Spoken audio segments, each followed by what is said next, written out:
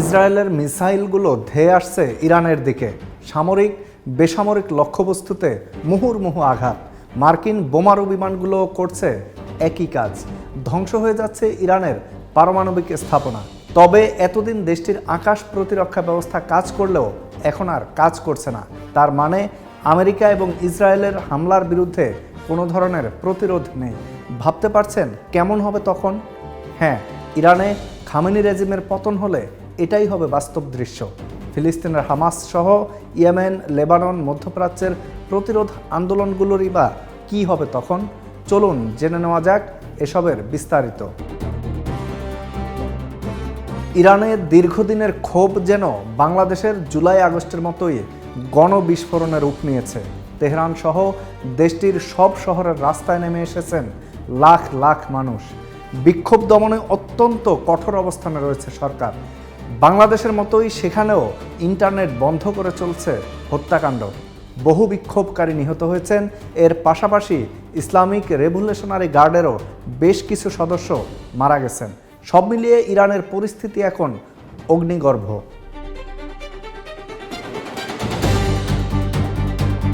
Tehran বরাবরই বলে আসছে ইসরায়েল এবং আমেরিকার ইন্ধনে এই বিক্ষোভ হচ্ছে। ডোনাল্ড ট্রাম্প নিজেও বিক্ষোভকারীদের পক্ষ নিয়েছেন। এর পাশাপাশি ইরানের ক্ষমতাচ্যুত শাহের নির্বাসিত ছেলে রেজা শাহ পাহলভিও আমেরিকা থেকে আন্দোলনে সরাসরি ইন্ধন যোগাচ্ছেন।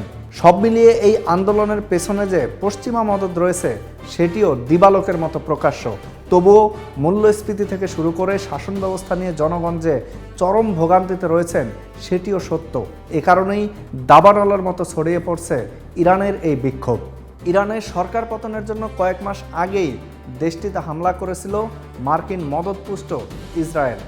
জনগণ সরকার পতনের জন্য বিদেশি হামলাকে সমর্থন করেনি, বরং ইসরায়েলে খামেনি সরকারের পাল্টা আঘাতকেই স্বাগত জানিয়েছে। সেজন্য সেবার টিকে যায় খামেনি সরকার। এরপর থেকেই দেশটির মধ্যে অভ্যন্তরীণ অস্থিরতা তৈরি করে সরকার পতনের প্লট তৈরি করতে চাইছে তারা, এমনটাই বলছেন বিশ্লেষকরা। ধরে নিলাম এবারের আন্দোলনে ইরানে খামেনি সরকারের পতন হলো, এরপর কি হবে? প্লটটা ধরে নিতে পারেন এভাবে: ইরানের আকাশে ধেয়ে আসবে ইসরায়েল ও আমেরিকার যুদ্ধ বিমান। একের পর এক হামলা হবে, সামরিক ও বেসামরিক স্থাপনা ধ্বংস করা হবে। বিশেষ করে পারমাণবিক স্থাপনাগুলো হবে মূল টার্গেট। সেখানে বোমা হামলা করে মুহূর্তেই ধসিয়ে দেওয়ার চেষ্টা করা হবে। শুধু তাই নয়, ইরানের পতন হলে মধ্যপ্রাচ্যের ক্ষমতার ভারসাম্য নষ্ট হয়ে যাবে। বিশেষ করে ইসলামিক প্রতিরোধ আন্দোলনগুলো সংকটে পড়বে। দুর্বল হয়ে যাবে ইসরায়েলের আগ্রাসন বিরোধী নেটওয়ার্কগুলো। কারণ হামাস, হিজবুল্লাহ এবং হুথি সহ মধ্যপ্রাচ্যের প্রতিরোধ আন্দোলনগুলোর অর্থ থেকে শুরু করে অস্ত্র অনেক কিছুই দেয় ইরান।